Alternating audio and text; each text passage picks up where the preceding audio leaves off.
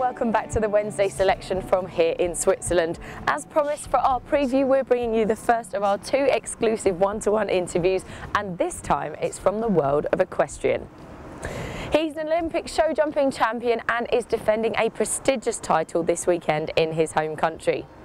He was kind enough to have us at his stables near Zurich, so let's go and meet him. Steve Guerdat. Last year, a second-time career home win that meant a lot for Steve. A couple of days before the start of this year's event, in the middle of his preparations, he welcomed us warmly. So, 30 minutes drive away from Zurich, somewhere in the middle of typically Swiss countryside near the town of Herliberg. An impressive operation. Grooms, horsekeepers, farriers and even family can be seen working alongside Steve at his stables. He settled back here in 2006. It's an ideal base.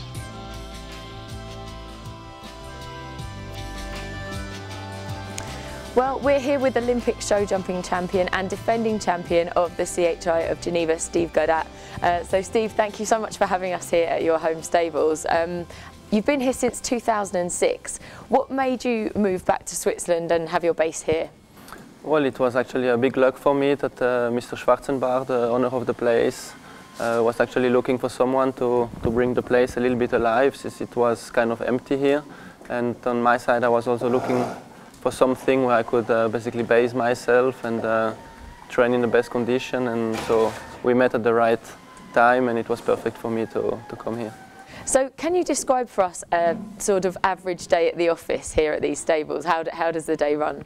Well, it's just, for me, it's just about riding, really. In the evening I have some office work as well, but my day is coming between 7 and 7:30 in the morning, and I get on the first horse and I keep on riding all of my horses, train them until lunchtime, and then we have a little break, all of us, and then we come again in the afternoon and we keep on training some other horses, and the day end up around 5 o'clock, and then yeah. Now, we're in December now, so we're halfway through the World Cup season, but we're nearly at the end of 2014, which has included the World Equestrian Games. How do you look back on this year as a whole? How would you sum it up? Well, I would say that maybe everything hasn't been great. Everything hasn't run maybe after my expectation from beginning of the year.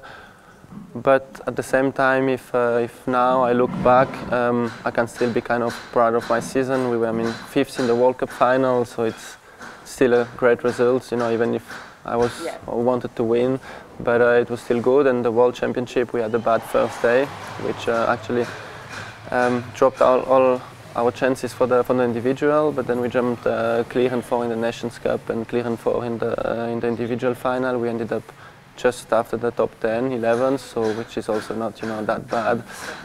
We won a few Grand Prix. Now we're leading in the World Cup so far, and I have some new horses which are going very, very well. So I'm actually happy with the season, and I think being able to be part again of the top 10 final also shows that our season was not that bad. Absolutely, and obviously we've still not completely over with 2014 yet. We've got the CHI of Geneva. You said you're leaving to go there tomorrow. As defending champion, are you feeling confident going back into that competition? Well, you know, for me it's always so nice to go back there. It's the nicest show of the year for me, and I'm always really looking forward to it. Of course, I'm a little bit nervous because I know that as much I like the show, the expectations are also big, and we had already so much success there that sometimes I think, well, it can only get worse. But you know, it's about what I like to do. It's about riding, and this is the show I prefer. So if I can every year go back there and find all the friends and all the people cheering for me, it's always a very exciting moment in my season. Obviously, going there over the next weekend, you did have such a massive crowd there, such great support last year. What is it for a rider that makes it so special to be there?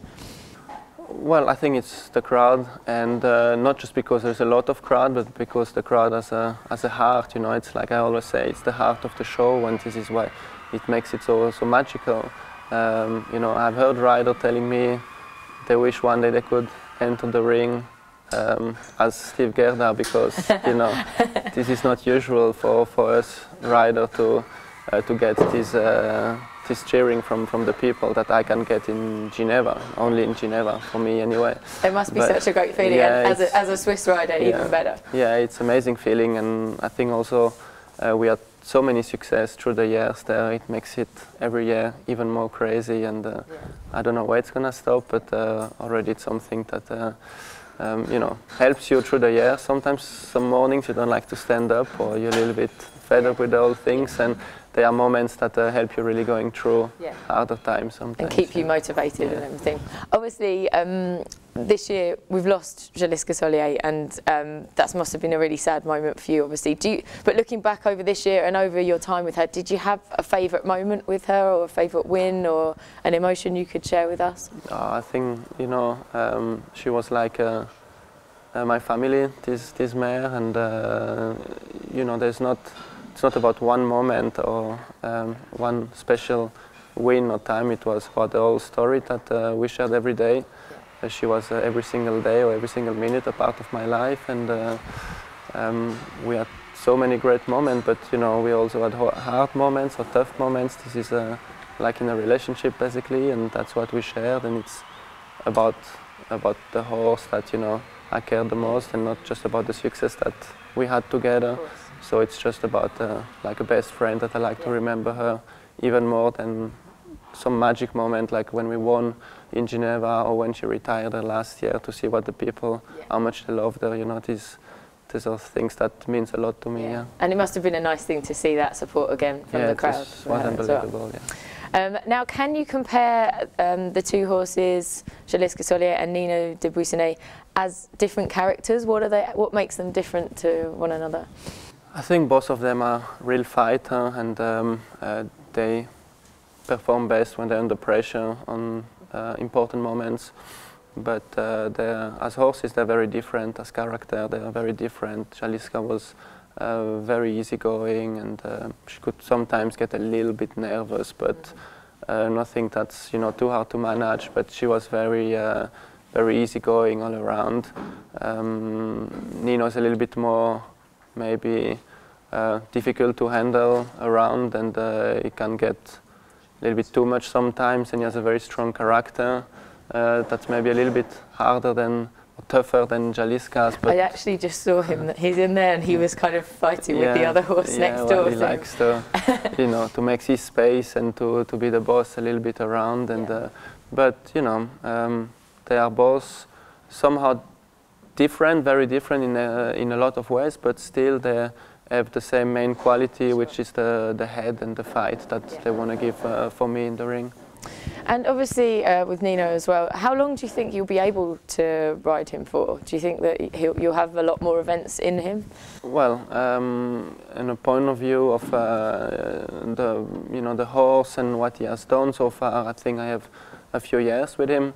But you know, it's also about luck. It can be one time a bad landing or a bad jump, and the horse can get injured. And of course, the older they get, then the more time it needs to recover from a bad injury that can happen every time we jump. But otherwise, I really try to save him as much as possible, because I don't think I'm gonna get to have many of these kind of horses in my whole career.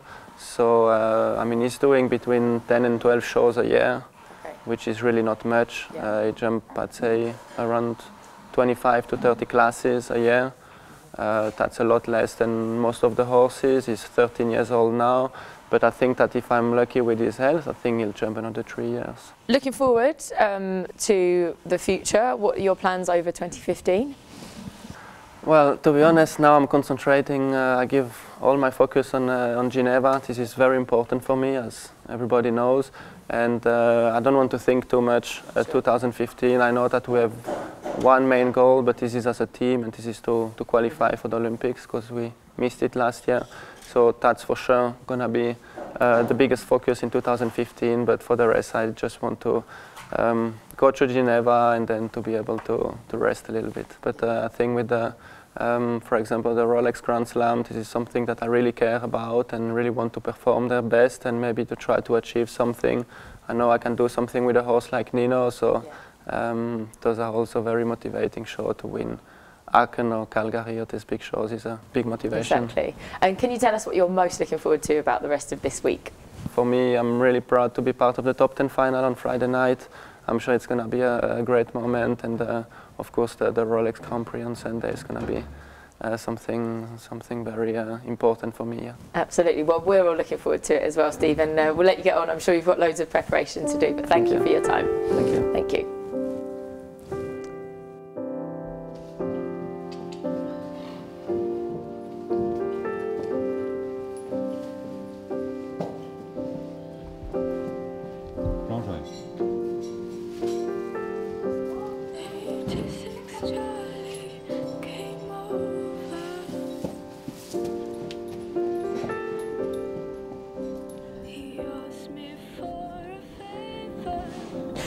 Well, we'll let Steve get on with his preparations for the CHI of Geneva, as we know he has some very busy days ahead of him. That's it for Equestrian for this week, but make sure that you join us again after the break as we have all of the latest news from the Golf Club.